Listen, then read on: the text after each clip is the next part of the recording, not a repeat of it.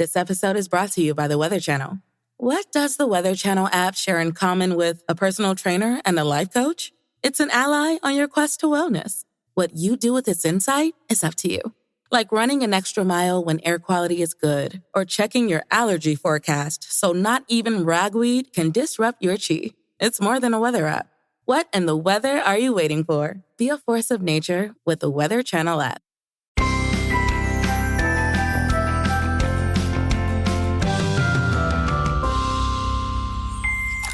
Welcome to Bytes of Health, where we hope to take a bite out of your parent worries each day with sound advice and guidance.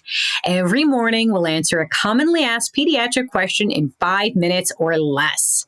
I'm your host and public health scientist, Dr. Jess Steyer, and today we're going to debunk some sugar myths and discuss why it's okay for kids to enjoy snacks. The clock is ticking, so let's get to it. So does sugar cause hyperactivity or ADHD in children? The short answer, and this is crystal clear, is that no, sugar does not cause hyperactivity or ADHD. We'll get into the origins of this myth, but it has been debunked by numerous studies and large-scale research. The belief stems from anecdotes and studies that have been misinterpreted. In reality, children may get excited at parties or events where sugary treats are present and when they're in the presence of other children. But it's the excitement of the event, not the sugar, that's likely causing their behavior. All right, so where did all of this begin? So we can trace this myth back to the 1970s to something called the Feingold diet. Now, this was a regimen. It was actually an elimination diet.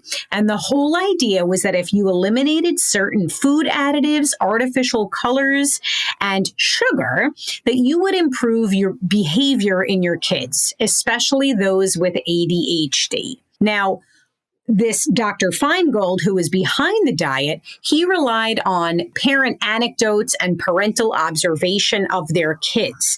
And when actual studies were conducted with proper control groups and comparison groups, we did not find any evidence supporting the Feingold claims.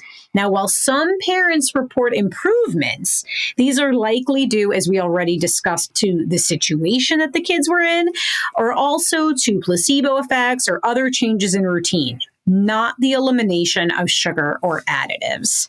So if sugar doesn't cause hyperactivity, why should we still be mindful of sugar intake? So while it doesn't cause hyperactivity, excess added sugar can contribute to issues like tooth decay, obesity, and an increased risk of diabetes over time. The key is balance. The American Heart Association recommends that children have no more than 25 grams of added sugar per day, which is about 6 teaspoons. Now, I don't know about you parents, but I know that I'm not measuring all of the sugar that my kids intake, and there are almost certainly days where they are consuming more than that. While it's important to be mindful of how much sugar they're consuming overall, we do not need to obsess over every bit of sugar that our kids consume. So is it okay for kids to have sugary snacks every now and then? Yes. It's important to remember that all foods can fit into a balanced diet. Restricting treats entirely can actually backfire, can lead to cravings or unhealthy attitudes about food. Instead of banning sugary snacks, simply encourage moderation. Let kids enjoy their favorite snacks without guilt, while also offering a variety of healthy foods like veggies, fruits, and whole grains. So how can you teach your kids healthy eating habits without making them feel bad about enjoying treats? Again, the key is to talk about balance rather than good or bad foods. Explain that treats are fine to enjoy, but we also need foods that help our bodies grow strong. Again, like fruits, veggies, and proteins. You can model this by enjoying a variety of foods yourself and talking about how each one helps us feel our best. So for example, while you're eating carrots, you can comment that the vitamins in carrots are helping your eyes stay strong, or, ooh, yum, this chocolate chip cookie is a fun treat. Again, balance. Do not guilt yourself, mom and dad. This is totally normal. It is perfectly fine for our kids to indulge every now and then. All right. Well, I hope you learned something, and we have lots more to share. You can get your Bite of Health every day, Monday through Friday. If you like what you've heard here, please let us know. Leave us a review and be sure to tell your friends. Remember, there is no single or best way to parent. Parenting is a journey, and we are all just doing our very best. We wish you happy, healthy, and stress-free parenting.